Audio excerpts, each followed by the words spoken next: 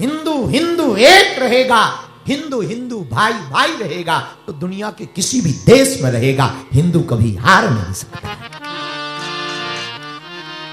अगर हिंदू हिंदू का ही विरोध करेगा, हिंदू हिंदुत्व का विरोध करेगा, एक हिंदू भाई दूसरे हिंदू भाई का विरोध करेंगे, तो तुम कितने भी करोड़ों में रह लेना, एक नहीं बचेंगे।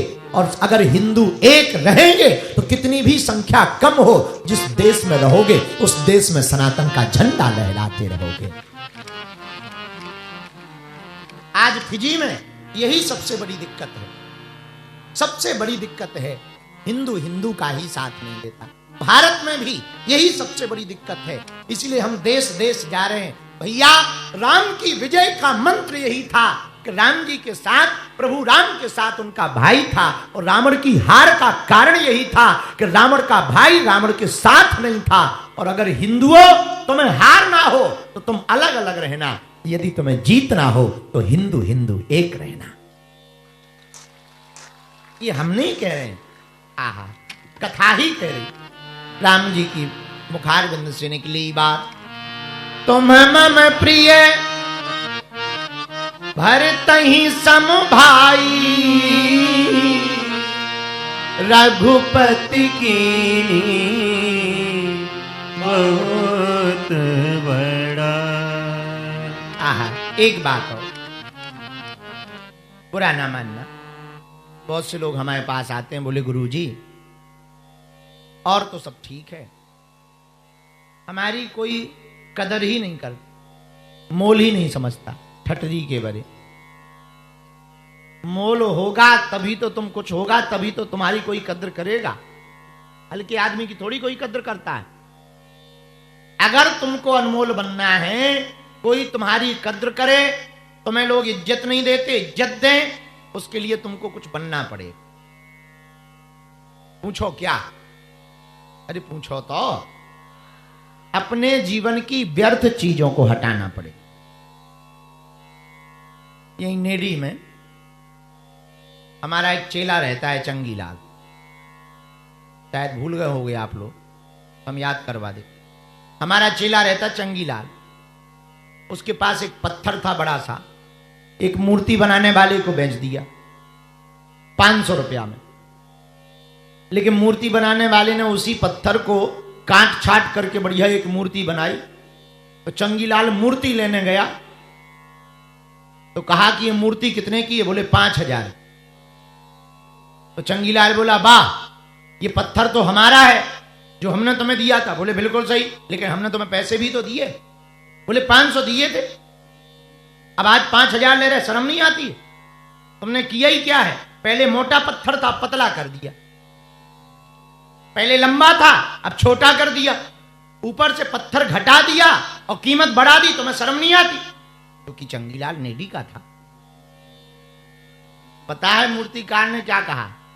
भैया, हमने घटाने के ही रुपया लिए, 4500 जो बढ़ाए ना, घटाने के ही बढ़ाए।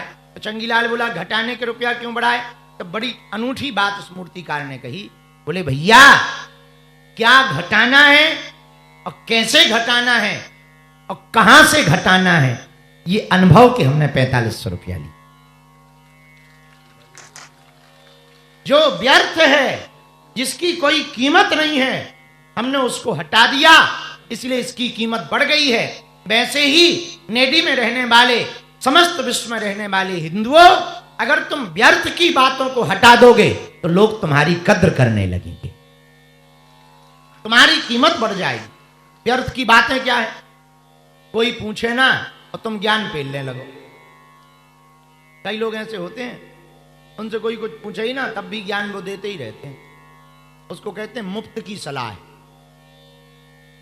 अगर अपनी इज्जत बनानी है तुम्हें, तो किसी को मुफ्त की सलाह ना दो,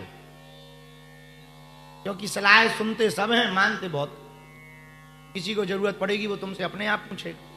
अगर तुम्हें अपनी कद्र बढ़ानी हो तो दूसरा उपाय करो। पूछो क्या? कम बोलो, जो बड़ा कठिन है। तुम लोग बोले ही जा रहे, पता नहीं कब। तुम्हें अपनी कद्र बढ़ानी है, उतना ही बोलो जितना जरूरी हो, कम बोलो। और बेहतर बोलो। क्वांटिटी वाला नहीं, क्वालिटी वाला बोलो। तुम्हें अपनी कद्र बढ़ानी है। तीसरा, ऐसी बाणी बोलिए कोई न काबे चुप, और बैठक ऐसी बैठिए कोई न काहे उठ। ऐसी जगह बैठो जहां से बेइज्जती ना हो। तुम 80 साल पूजा पाठ करना, एक दिन पग्गा पी के डोलना। समझ गए ना? पग्गा समझ गए? नहीं समझे? बोतल। 80 साल पूजा करो, एक दिन बोतल लेके घूम पड़ो, इतने गाली मिलेंगी तुम्हें, भर भर के मिलेगी। हम तो तुम्हें पुजारी समझते थे, तुम तो बोतल खोलने वाले हो। हाँ भैया, 80 साल की इज्जत 1 मिनट में उतर जाएगी। चित्र को संभालने में 2 मिनट लगता है, चरित्र को बनाने में पूरा जीवन लग जाता। आपको अपनी कद्र बढ़ानी है तो ये तीसरा उपाय है। सावधान रहो। कहां बैठना है ये निर्णय करो, किसके साथ बैठना है ये निर्णय करो। आज हमने दिन में एक बात बोली, पुनः बोल देते हैं। अगर तुम मदिरा पीने वाले व्यक्ति के साथ रहोगे तो तुम मदिरालय जाओगे, लेकिन भक्त के साथ रहोगे तो देवालय जाओगे। आपको अपनी कद्र बढ़ानी है। चौथा उपाय और पूछो क्या? अरे जोर से तो पूछो। अगर आपको अपनी कद्र बढ़ानी है तो चौथा सर्वोत्तम उपाय यह है, बहुत सरल वाला, बड़े लोगों की संगत। किराने की दुकान के कचड़े से ज्यादा सोने की दुकान का कचरा महंगा होता है। सोने की दुकान का छोटा सा भी सोना का टुकड़ा कचरा में निकल आवे तो किराने की दुकान का आधा सामान खरीदा जा सकता है। हाँ जी या ना जी? हाँ, तो कीमत सोने के सिक्के की तरह बनाओ कि नाली में भी गिर जाओ तब भी कीमत ना तुम्हारी घटे। इसलिए बैठो उनके साथ जो वास्तविक बैठने लायक हो। सबके साथ मत बैठो, अकेले भले रहो। हमारे गुरुजी एक बात कहते थे, गुण मिले तो गुरु बनाओ, चित्त मिले तो चेला, मन मिले तो मित्र बनाओ, वरना रहो अकेला। हाँ, तो भैया व्यर्थ की बातों को अगर तुम हटाओगे तो तुम्हारी कीमत होगी, तो तुम्हारी कद्र होगी, वरना कोई तुम्हारी कद्र नहीं करेगा। सब तुम्हें हल्की नजर से देखेंगे। और हनुमान जी के चरित्र में एक बात तो है, हनुमान जी पूरी लंका घूमे पर सब जगह थोड़ी रुके। कहां रुके? विभीषण जी के घर के बाहर। क्यों? विभीषण जी ने घर के बाहर तुलसी लगा रखी। नव तुलसी का वृंद तह देख हरस कपिराय। विभीषण जी ने तुलसी का पौधा लगा रखा, राम नाम लिखवा रखा, ध्वज लगा रखा। हनुमान जी लंका में रावण के घर नहीं रुके। हनुमान जी बड़े बड़े राक्षस रहते, उनके घर नहीं रुके। हनुमान जी सुसैन वैद्य के घर नहीं रुके। किसके यहां रुके? जहां पर राम नाम लिखा है उनके घर के बाहर हनुमान जी रुके। ये हनुमान जी से हमें सीख लेनी है कि हमें हर जगह नहीं ठहरना है। जिसके जीवन में भक्ति हो उसी के पास बैठना है। भक्ति करने वाले के बगल में बैठेंगे तो वो हमको मदिरालय नहीं देवालय लेकर के जाएगा। बोलो सीताराम। जोर से बोलो, और जोर से बोलो। एक बात और, आज की चर्चा, ऐसा भाई होना बड़ा मुश्किल है। इसीलिए राम जी ने कहा, तुम मम प्रिय भरत ही सम भाई, रघुपति की बहुत बड़ा। तुम हमें राम भरत के समान प्रिय हो। एक बात और, ये बात कही कब?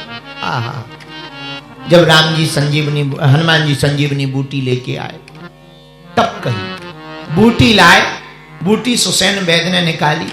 लक्ष्मण जी के जब प्राण बच गए तब राम जी लक्ष्मण जी को पहले गले लगते हैं। लक्ष्मण जी बोले, भैया हम बच गए, नींद आ गई थी, राम जी बोले भैया हमारे कारण नहीं बचे, ये जो बंदर है ना हनुमान जी, इनके कारण बचे। राम जी हनुमान जी को गले लगे, जैसे ही गले लगे आंखों में आंसू आ गए।